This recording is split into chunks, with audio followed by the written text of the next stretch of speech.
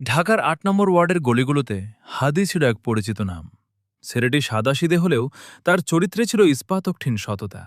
সে ঘোষণা দিয়েছিল, আসন্ন নির্বাচনে বিজয়ী হলে সে কেবল রাস্তাঘাট উন্নয়ন করবে না, বরং সমাজের রন্ধ্রে রন্ধ্রে মিশে থাকা দুর্নীতিবাজদের মুখোশ খুলে দেবে।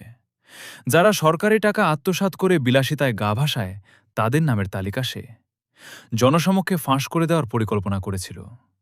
হাদি তার এই পরিকল্পনার কথা বিশ্বাস করে বাল্যবন্ধু সাকিবকে বলে, কিন্তু বন্ধুত্বের আড়ালে সাকিব ছিল বিশ্বাসঘাতক। সে টাকার লোভে পড়ে এই চাঞ্চল্যকর তথ্যটি স্থানীয় প্রভাবশালী ও দুর্নীতিবাদ চক্রের কানে পৌঁছে দেয়। নিজেরা ফেঁসে যাওয়ার ভয়ে ওই চক্রটি হাদিকে পৃথিবী থেকে সরিয়ে দেওয়ার নৃশংস পরিকল্পনা করে। এক বর্ষণমুখর সন্ধ্যায় হাদি রিকশা করে বাড়ি ফিরছিল। নির্জন রাস্তার মোড়ে আচমকা একটি মোটরসাইকেলে করে দুজন মুখোশধারী ঘাতক এসে থামে। কিছু বুঝে ওঠার আগেই রিকশার পিছন থেকে তাকে লক্ষ্য করে কয়েক রাউন্ড গুলি চালানো হয়।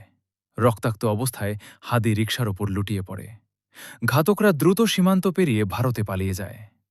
অত্যন্ত আশঙ্কাজনক অবস্থায় হাদিকে উন্নত চিকিৎসার জন্য দ্রুত ইন্দোনেশিয়ার একটি নামকরা হাসপাতালে নিয়ে যাওয়া হয়। সেখানে চিকিৎসকরা দিনরাত এক করে আপ্রাণ চেষ্টা চালিয়েছিলেন, কিন্তু ঘাতকের বুলেট তার জীবনী শক্তিকে নিস্তেজ করে দিয়েছিল।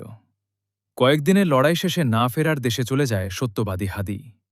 তার মৃত্যুতে ৮ নম্বর ওয়ার্ডে শোকের ছায়া নামলেও তার সাহসের গল্প প্রতিটি মানুষের মনে দুর্নীতির বিরুদ্ধে লড়াই করার নতুন বীজ বুনে দিয়ে যায়।